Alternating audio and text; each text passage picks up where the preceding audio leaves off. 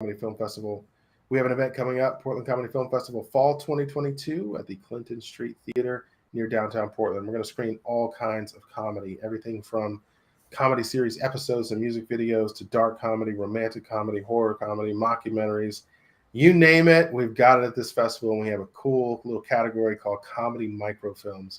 And we are about to interview Gille and Clay, who are nominated. Their film, Deadline of Creation, is nominated for the Best Comedy Microfilm Award. How you doing, guys?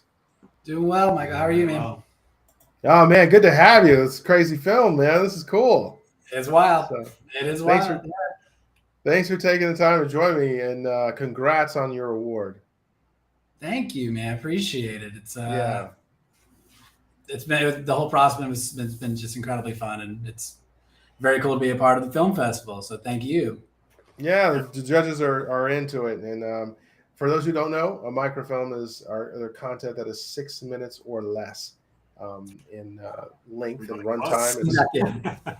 What's that? You snuck in, yeah. It's like the limbo. You guys are in there, and we have to have a cutoff somewhere. But it seems a little strange to compare like a 4-minute film to like a 17-minute film. It's apples and oranges.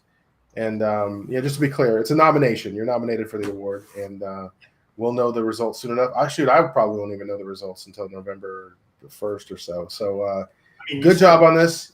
At least you make it. Yeah. You can edit that part out. We just won. Yeah. Well, good job on this. The judges are cracking up watching it.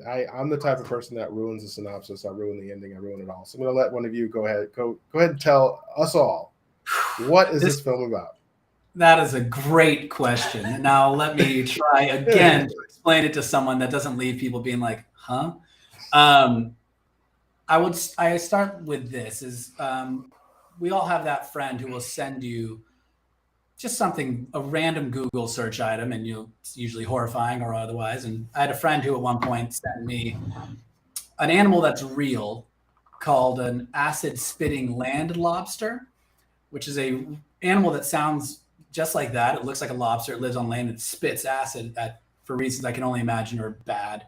And I remember seeing that, and just in my state, my first reaction was like, God had to be deeply hungover or had like just gotten broken up with in order to create something like that. Like he was having a bad one.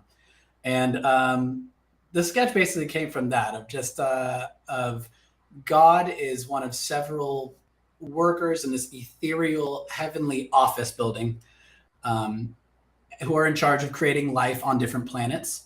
And the main character, God, has put off this assignment of creating all life on Earth to the last minute. And now he only has 7 days to do it, and he's not going to get any sleep.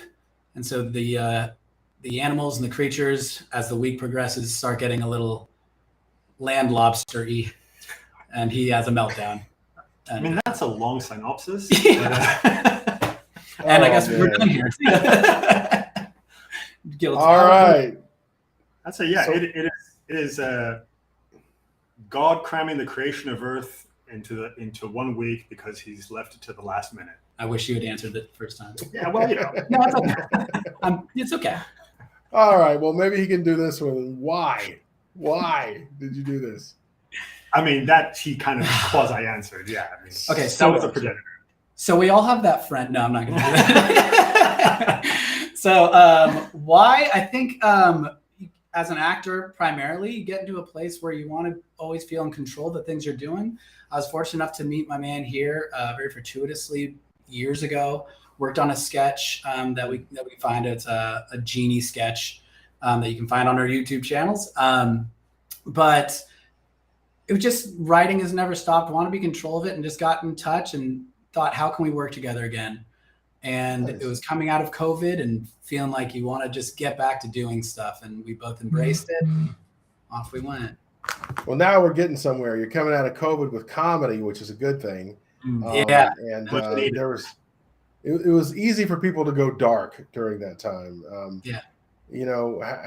Was there any learning experiences trying to make this thing? Was it pretty close to when everything shut down, or did you wait a little while? Yeah, I mean, strangely enough, I had a COVID scare I had a COVID exposure 2 days before the shoot, which meant we lost our sound man and our PA. So the entire production of this was the 3 actors you see in it, and then myself and my cinematographer, Aaron Grasso. And we had access to this stage that we could shoot at for free, and I remained very masked and distanced from everybody. Turns out I didn't have COVID, so that was just needlessly annoying. So, I mean, the real lesson is like, I'm quite a tech nerded kind of guy. So the lessons for me was really just celebrating the capacity of technology and the age we're in right now. Like the things you can achieve with even beyond professional technology, like prosumer level tech, like even just a $17 a month account on After Effects. Like we were able to rotoscope all the characters out, build these fake worlds using Photoshop files. Everything was free. I think the entire budget for everything on this shoot was $750 that we spent on a sound mix. So for me, the real takeaway is, while it's not ideal to have to carry a ship by yourself, we can.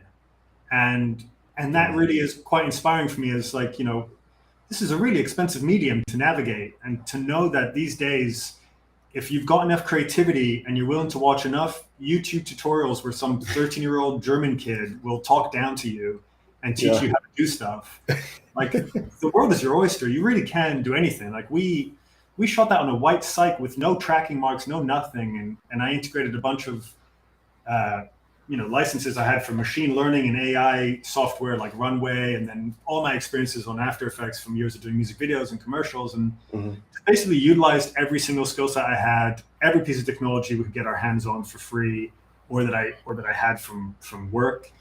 And it was just like a real celebration of what you can do with passion being truly your only currency. Like we just wanted to do something fun. I'm a huge fan of Clay and Spencer, who's on screen as well as Jeff. I think they've got great, hilarious chemistry.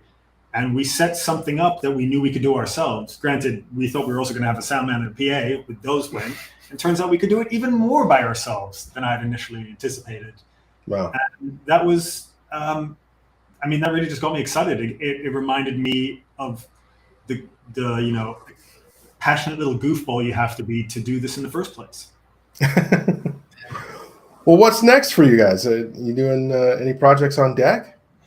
Yeah, we're currently writing a feature, a kind of a comedy horror, buddy comedy horror movie. Yeah, we're in the stage of writing that. Certainly my first foray into feature length anything, and so I'm learning a lot from this guy who's had plenty of successes kind of before this. So it's really exciting. We're pumped and we're working and trying to bring the same energy and stuff and our abilities that we have in the Deadline sketch and film versus what we're going to try to do on a grander scale. We're playing in the same sandbox. It's limited locations, limited cast, visual effects I know I can do by myself.